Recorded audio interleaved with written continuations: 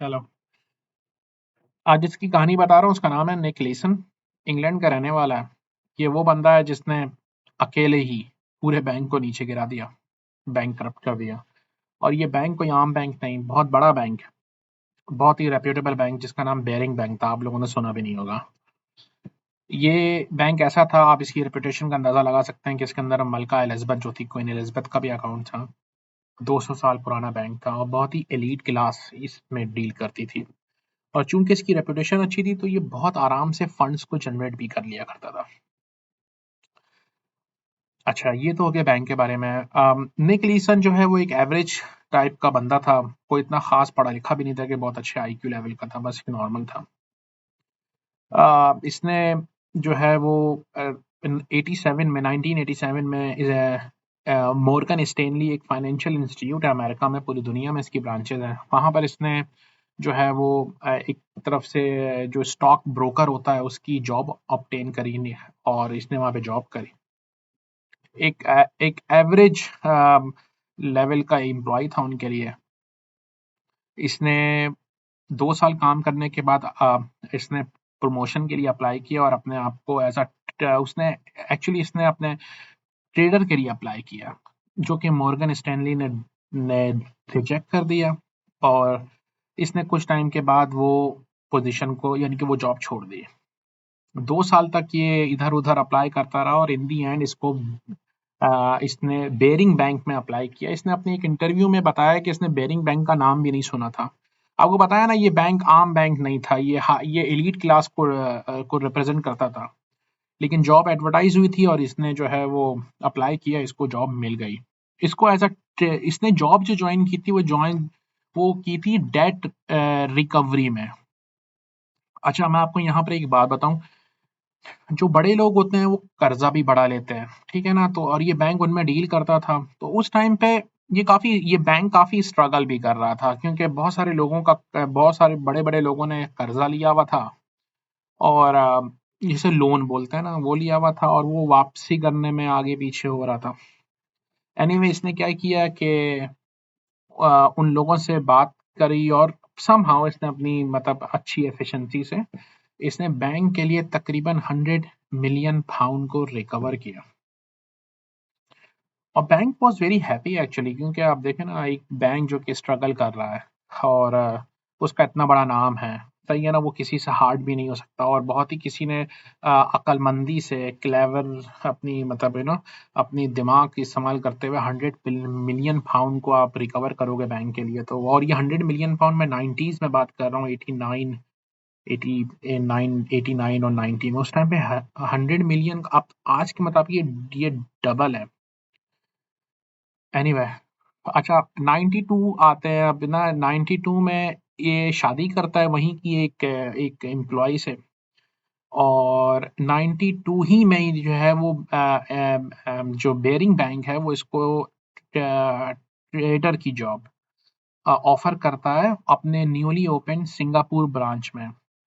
अगर देखा जाए तो वो इसके लिए तो सबसे अच्छी चीज थी, लेकिन आई थिंक बेरिंग बैंक के लिए सबसे खराब डिसीजन था वो। आपको पता लगेगा कि ये मूव होता है सिंगापुर में अपनी वाइफ के साथ और वहां पर जो है वो ट्रेडिंग करना स्टार्ट करता है। अब जिन लोगों को ट्रेडिंग के बारे में पता है उनको पता होगा, एक होती है स्पॉट ट्रेडिंग, एक होती है फ्यूचर ट्रेडिंग। स्पॉट ट्रेडिंग में तो आप जो है वो शेयर्स को खरीदते हैं कंपनी के, और उसको जब उसकी कीमत बढ़ जाती है तो आप उसको बेच देते हैं। तो इस तरीके से आप प्रॉफिट कमाते हैं। जो फ्यूचर ट्रेडिंग होती है, जो जिसमें असल में नुकसान या फायदा होता है, जिसमें मैं बात कर रहा हूँ कि बहुत ज्यादा, क्योंकि इसमें आप लेवरेज यूज करते हैं। अब उसमें फ्यूचर ट्रेडिंग में सिंपल मैं आपको बताऊं कि आप जो है ना वो फ्यूचर को प्रिडिक्ट करते हैं। जैसे कि आप बोलते हैं कि ये कंपनी का जो स्टॉक है, ये जो है वो अगले कुछ टाइम में ऊपर जाएगा या नीचे जाएगा, उसी की बेस पर आप ट्रेड ओपन करते हैं। अगर आपके मुताबिक मार्केट जाती है तो आप पैसा कमाते हैं, अगर आपके अगेंस्ट जाती है तो आप नुकसान कमाते हैं। ये तो एक चीज है, लेकिन यहाँ पर एक चीज और ऐड हो जाती है जिसको हम बोलते हैं लेवरेज का होना। अच्छा, ये अम, अपने आप में एक बहुत बड़ा टॉपिक है। एक छोटी सी मिसाल देता हूँ तो जिन लोगों को पता नहीं तो उनको समझ में आ जाएगा। लेवरेज का मतलब ये होता है कि आपके पास 10 रुपए हैं, अम, वो आप जो है वो बैंक से 90 रुपए उधार मांग लेते हैं, तो आपके पास कितने हो गए? 100 रुपए हो गए, जिसमें से 90 बैंक हैं। अब आप उस पे ट्रेड खेल रहे हैं, यानी कि आप 100 रुपए पे ट्रेड खेल रहे हैं। अगर आपको फायदा हो गया तो 100 रुपए पे होगा, बाद में आप जब फायदा रखकर 90 रुपए बैंक को वापस कर दीजिए। ये एक तरीका है। दूसरा क्या होता है, अपोजिट में अगर अगर ऑन द कॉन्ट्ररी अगर आपको नुकसान हो गया, तो आपको 100 रुपए पे नुकसान हुआ है, तो आपको वो 100 रुपए पे जो नुकसान हुआ है, यानी कि उतना ही बड़ा नुकसान हुआ है, वो भी आपको उठाना पड़ेगा और 90 रुपए बैंक को भी वापस करने पड़ेंगे। तो ये इसके अंदर लोग बहुत पैसों वाले भी हो जाते हैं और बैंकरप्ट भी हो जाते हैं। सही है, वही काम इधर हुआ। शुरू में जब इसने शुरू में तो सब कुछ अच्छा गया, एक दो में फायदा भी हुआ, लेकिन बाद में बहुत बड़ा नुकसान होना शुरू हो गया, क्योंकि उस टाइम पर लोगों को पता होगा, आप उस टाइम पे जो है वो 90s में बहुत ही इन्फ्लेशन हाई हो गई थी और मार्केट सही नहीं थी। ठीक है, तो नुकसान होना शुरू हो गया। अब बात ये होती है कि बैंक जो होता है ना, बैंक मुख्तलिफ तरीकों से पैसा कमाता है। एक तो यही तरीका है कि ट्रेडिंग करते हैं बैंक, ठीक है ना, और इस तरह से पैसे कमाते हैं। दूसरा तरीका ये होता है, बैंक जो है ना वो लोन देता है दूसरों को, जैसे कि हम लोग हाउस मॉर्गेज उठाते हैं, पर्सनल लोन उठाते हैं, गाड़ी का लोन उठाते हैं। लोन पे बैंक जो है वो इंटरेस्ट लेता है, ठीक है ना, वही इंटरेस्ट उसका फायदा होता है, जो और कुछ बैंक एक्स्ट्रा फीस भी लेते हैं। अब ये बैंक भी यही काम करता था। अब इसने इसने क्या किया कि जो अच्छा, अब ये जो ट्रेडिंग हो रही थी ना, ये बहुत सारी ट्रेडिंग इलीगल कर रहा था, बैंक को बगैर बताए कर रहा था। अब उसका फायदा क्या होता है ना, जैसे आपके पास पैसे पड़े हुए हैं, अगर आप बैंक को बताएंगे तो उसका जो प्रॉफिट होगा वो भी बैंक का ही होगा, क्योंकि आपका पैसा तो नहीं है। लेकिन अगर आपके पास पैसा पड़ा हुआ है, आप उठाकर आप उसे लगा देते हो, बाद में फायदा हुआ तो मुनाफा रख लो और पैसा बैंक को वापस कर दो, और वो आप ही उसके मालिक, क्योंकि आप ही उस जगह पर हो, इतनी बड़ी पोजीशन पर हो, कोई आपको पूछेगा भी नहीं। और वही काम इसने किया। लेकिन अगर आपको नुकसान हो गया तो फिर आप वो पैसा तो गया। इसने क्या किया, इसने वो नुकसान को छुपाने के लिए एक हिडन अकाउंट बनाया। ये बात हो रही है 90s, 90 की और 91 की। उस टाइम पे कंप्यूटर टेक्नोलॉजी इतनी कॉमन भी नहीं थी, ठीक है ना। उस टाइम पे इसने एक हिडन अकाउंट बनाया, जिसको 5 का नाम दिया इसने, ठीक है। और वहां पर इसने क्या किया कि जितने भी लॉस होंगे वो ये वहां पर छुपाया करता था। अब आप ये पूछ सकते हैं कि ना, ये जो लॉस है ये छुपा क्यों रहा है? बात ये है कि ना, देखें, जो पैसा बैंक में आया है ना, उसका रिकॉर्ड तो मौजूद है, ठीक है ना, उसकी एक टेल तो मौजूद है ना।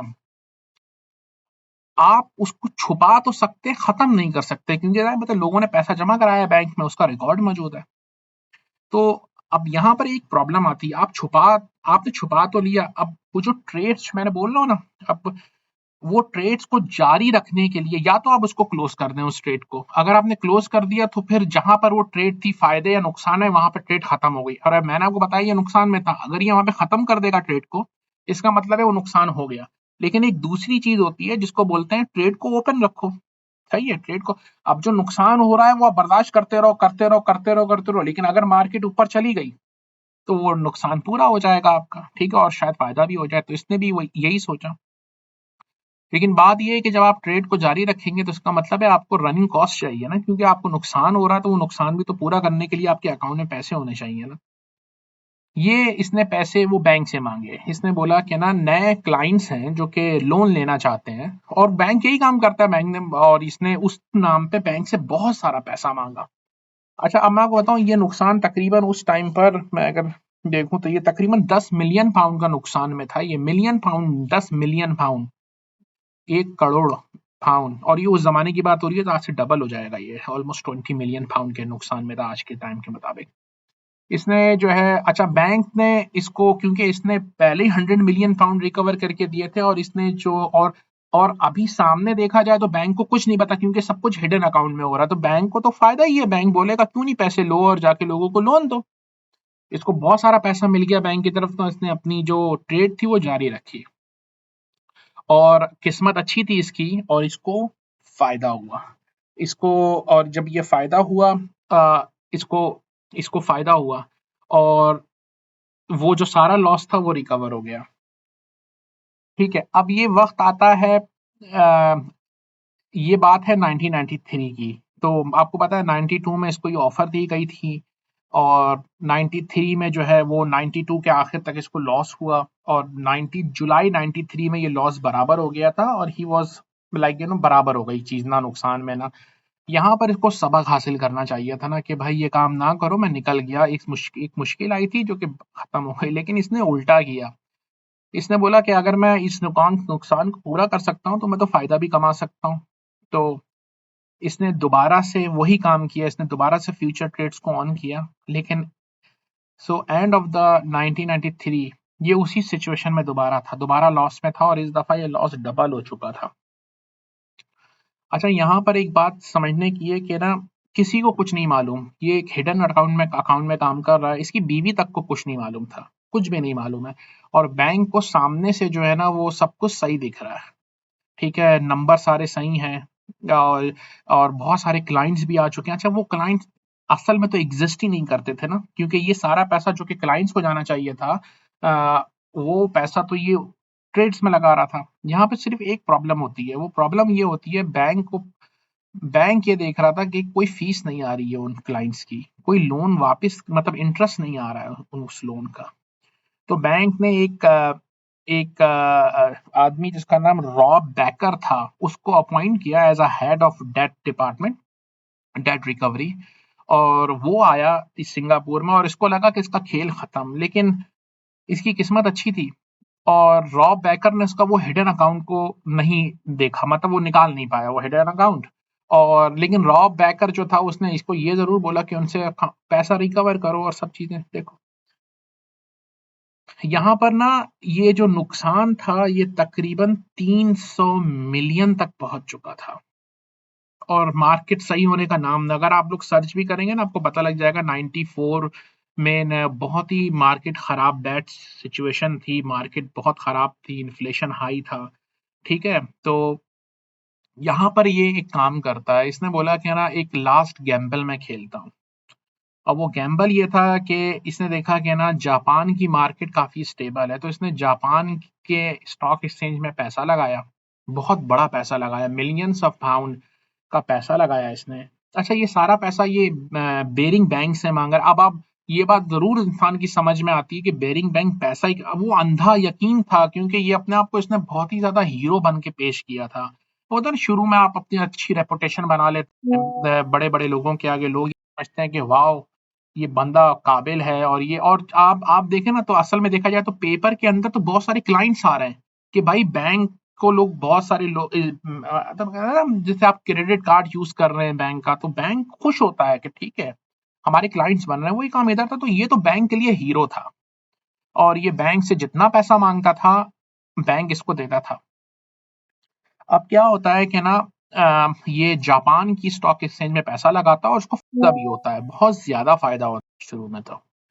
लेकिन क्या हुआ, अगर आप देखें तो 17 जनवरी 1995 को एक बहुत ही जापान की तारीख का सबसे भयंकर किस्म का तूफान अर्थक्वेक आया था, जलजला, जिसमें पूरी अब जब जलजला आया पूरी स्टॉक एक्सचेंज बैठ गई, मतलब दिवालिया निकल गया बहुत सारे लोगों का। और उसके अंदर एक ये भी था, इसका सब कुछ उल्टा हो गया, इसने एक दिन में 50 मिलियन पाउंड लॉस कर दिया। अब इसको मालूम था कि अब कुछ नहीं हो सकता, क्योंकि आपको जुआ लगाने के लिए भी तो पैसा होना चाहिए ना, आप कहाँ से पैसा लाओगे इतना। पहले से 350 पाउंड का नुकसान था आपको, 300 पाउंड का मिलियन, सॉरी 300 मिलियन पाउंड का पहले से नुकसान था और ये भी चीज बैठ गई। इसके पास जितना पैसा था इसने एक और बेट लगाई वहीं स्टॉक एक्सचेंज में, बहुत सारे इसने फ्यूचर ट्रेडिंग को ऑन किया, ओपन किया, लेकिन मार्केट अगेन इसके मुखालिफ चली गई और इसने सब कुछ लूज कर दिया। अब यहाँ पर क्या होता है कि मतलब एक किस्मत है। अब क्या हुआ कि अ, ये तकरीबन 17 फरवरी को एक एक आम सा आदमी था, इसके ऑफिस में क्लर्क था, वो इसके अकाउंट में डिस्क्रिपेंसी नोट करता है। अम, और वो डिस्क्रिपेंसी यही था कि जितना पैसा आया है और वो पैसा, मतलब वो 2 + 2 = 4 नहीं हो रहा था, ठीक है। अब वो इसको ये बात रिपोर्ट करता है कि सर ये प्रॉब्लम, ये वहाँ का हेड है, ठीक है ना। तो ये इसको रिपोर्ट होती है। अब ये बात ये होती है कि ये उसका आंसर क्या करें। है ही नहीं कोई आंसर, और वो मिलियंस ऑफ पाउंड की चीज थी। इसको अंदाजा हुआ कि अब ये इसको रिकवर नहीं कर सकता। ये बोलता है कि मैं आधे घंटे में आ रहा हूँ, मेरी वाइफ बीमार है, और ये मेरे ख्याल में मलेशिया या न्यूयॉर्क कहीं ये भाग जाता है। अच्छा, ये तो यहाँ से भाग गया। अब बात ये है कि जब ये आया नहीं 2 घंटा, 3 घंटा, 1 दिन, 2 दिन, तो लोगों को हैरानी हुई, और फिर जब ये बेयरिंग बैंक को पता लगा, तो एनीवे जब ये हुआ ना, कहीं बंदा गायब हो गया, तो उसके सारे काले चिट्टे खोले गए, तो पता, तो फिर जब बैंक ने नोट किया तो बैंक को अंदाजा हो गया कि they are at the verge of bankruptcy. वो अब इसको बैंक को बचा नहीं सकते, क्योंकि ये लॉस तकरीबन 600 मिलियन तक पहुंच चुका था। और ये 600 मिलियन उस टाइम पर आप अंदाजा लगा लो कि अब ये बिलियन पाउंड से ऊपर था ये बात। तो उसको अंदाजा हो गया, तो बैंक को अंदाजा हो गया था कि now the ball is out of their hand ना। तो बैंक ने बहुत कोशिश की, बैंक ने इवन वहाँ की जो क्वीन एलिजाबेथ थी और जो उनका सेंट्रल बैंक था, उनसे भी हेल्प लेने की कोशिश की। 200 साल पुराना बैंक था, बड़ी अच्छी रेपुटेशन थी, लेकिन आप बेल आउट नहीं करा सकते जब अब जब एक लिमिट से क्रॉस हो जाती है चीज। तो एनीवेज बैंक ने जो है वो नेक्स्ट फ्यू डेज में अपने आप को बैंक करप्ट डिक्लेयर कर दिया। इसको गिरफ्तार किया गया सिंगापुर, क्योंकि सारा काम सिंगापुर में हुआ था, तो सिंगापुर में लेकर आया गया इसे, और सिंगापुर स्टॉक एक्सचेंज में इसको फ्रॉड्यूलेंट ट्रांजैक्शंस पे जो है वो सजा हुई, 6.5 साल की सजा हुई, और ये 4 साल में बाहर आ गया। इसने शुरू से लेकर आखिर तक अपने ये बात मेंटेन करके रखी कि इसमें इसकी कोई गलती नहीं थी, क्योंकि इसने इल्जाम लगाया बेरिंग बैंक पे कि बैंक मुझे, जब भी मैं पैसे मांगू बैंक मुझे पैसे दिया करता था, तो ये गलती बैंक की है, मेरी नहीं है। एनीवे, तो अभी भी ये मौजूद है। ये मेरे ख्याल में अगर आप इसकी वेबसाइट देखेंगे ना, nickleeson.com के नाम से, या आप इसको सर्च कर लीजिए, इसकी वेबसाइट मौजूद है, ये ऑनलाइन, ये अभी भी फाइनेंशियल एडवाइस देता है, किसी को चाहिए हो तो जरूर इससे कांटेक्ट करें। तो ये थी कहानी। तो ये वो बंदा है जिसने सिंगल हैंडेड ना पूरा बैंक नीचे ले आया ये। तो और ये उन लोगों के लिए भी सबक है कि आप अंधा या एतमाद किसी के ऊपर नहीं कर सकते। बहुत शुक्रिया।